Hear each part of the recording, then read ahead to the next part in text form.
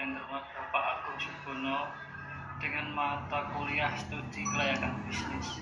Kami dari kelompok 5 akan mempresentasikan studi kelayakan bisnis yang berjudul Sound Collection. Kami dari kelompok 5 yang terdiri dari Fahri Aji, NIM 2019-11545, Nurjana 2019-11569, Ayu Dia Safitri NIM 2019-11570, Tika Tri Ajeng NIM 2019-11572, Gilang Nawang NIM 2019-11515, dan saya sendiri Ardityo Saputro NIM 2019-11540. Baik, yang pertama. Assalamualaikum warahmatullahi wabarakatuh. Saya Tika Tri Ajeng Rahma dengan NIM 2019-11572 akan menjelaskan tentang profil perusahaan. Untuk yang pertama, nama usahanya adalah Sound Collection. Untuk alamatnya di Desa Burgan, RT 1 RW 1. Untuk kepengurusannya yaitu kekeluargaan, dan untuk produk yang dipasarkan yaitu celana pria dan wanita. Untuk tenaga kerjanya sebanyak 1 orang, dan jam operasionalnya di jam 1 siang sampai dengan jam 6 sore. Untuk modal awalnya di Rp300.000 dan berdiri sejak tahun 2015. Untuk sasaran konsumen pada pemuda dan pemudi. Untuk wilayah pemasaran itu di digital e-commerce seperti Shopee, Lazada, dan Tokopedia. Untuk penetapan harga jual itu sebesar Rp15.000 sampai dengan Rp150.000. Untuk catatan keuangannya itu mengacu pada riwayat pembelian aplikasi e-commerce. Belakang usaha, Sound Collection adalah suatu online shop yang bergerak di bidang fashion. Barang-barang yang dipasarkan berupa celana mulai dari celana pendek hingga panjang, formal maupun casual. Seperti pada umumnya, di era digital ini memiliki tingkat keinginan berbelanja yang tinggi dan fokus memasarkan melalui e-commerce seperti Shopee, Lazada, dan Tokopedia. Selanjutnya akan diteruskan oleh rekan saya yaitu Ayu Dia Safitri. Silahkan. Saya Ayu Dia Safitri, NIM 2019-11570. Selanjutnya ada aspek pasar. Strategi pemasaran yang dilakukan Sound Collection yaitu ready stock barang yang bervariasi, harga yang terjangkau, melakukan promosi dan distribusi secara face to face dan COD.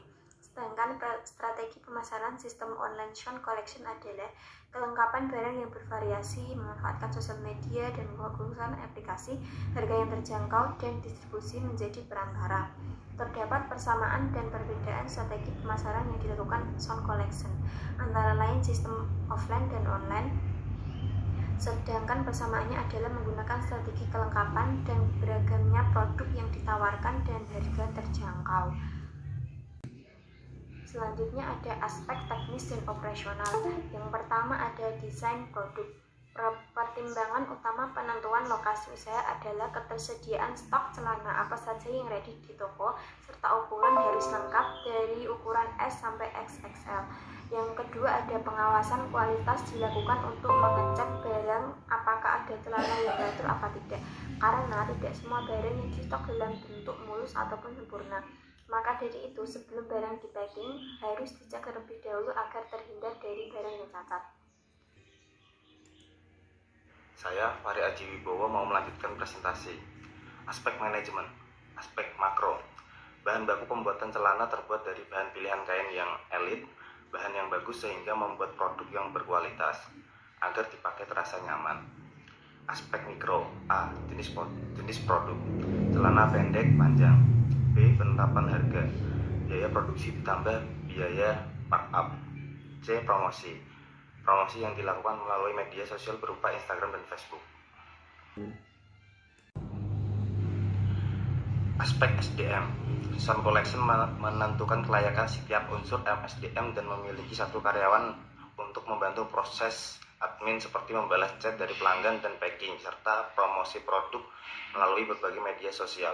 Dikarenakan bisnis belum terlalu besar, maka hanya membutuhkan satu karyawan saja untuk membantu proses penjualan dan pengiriman. Untuk meningkatkan keterampilan karyawan perlu ditambah bekal keterampilan dengan mengikutkan ke pelatihan-pelatihan. Agar karyawan lebih semangat lagi dalam bekerja, maka owner memberi asuransi kesehatan dengan memberi 50% harga buat berobat. Sisanya akan ditanggung oleh owner. Saya Gilang Maulana Iqbal, NIM 2019 11515. Aspek keuangan. Nama produk harga. Celana pendek 45.000 sampai 65.000. Celana panjang 75.000 sampai 125.000. Omset 1. Omset ready dalam sebulan. Omset yang dihasilkan mencapai 4 sampai 6 juta dan bersihnya sekitar 2 sampai 3 juta. Setiap minggu memerlukan modal sekitar 1.500.000. 1.500.000 dikali 4 yaitu 6 juta. Per hari mendapatkan laba sekitar 80.000. Jika dikalikan 80.000 kali 30 sama dengan 2.400.000. Omset pre-order hasil dari rekapan pembukuan barang 6.400.000.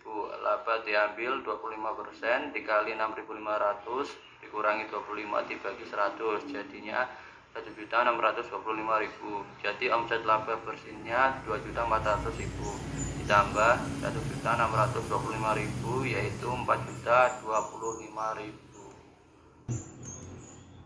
Assalamualaikum warahmatullahi wabarakatuh. Nama saya Nurjana. Saya akan melanjutkan presentasi dari teman saya. Aspek lingkungan dan yuridis. Sebagian besar masyarakat di lingkungan rencana bisnis beragama Islam taat tingkat toleransi dengan agama lain dapat berjalan dengan baik. Dalam kecondongan organisasi keagamaan, mayoritas berfasilitas pada organisasi Nahdlatul Ulama. Aspirasi partai politik pada pemilu tahun lalu mayoritas adalah Partai Persatuan Pembangunan sebagai yang dominan. Sementara aspirasi lainnya cukup merata pada beberapa partai politisi 5 besar lainnya.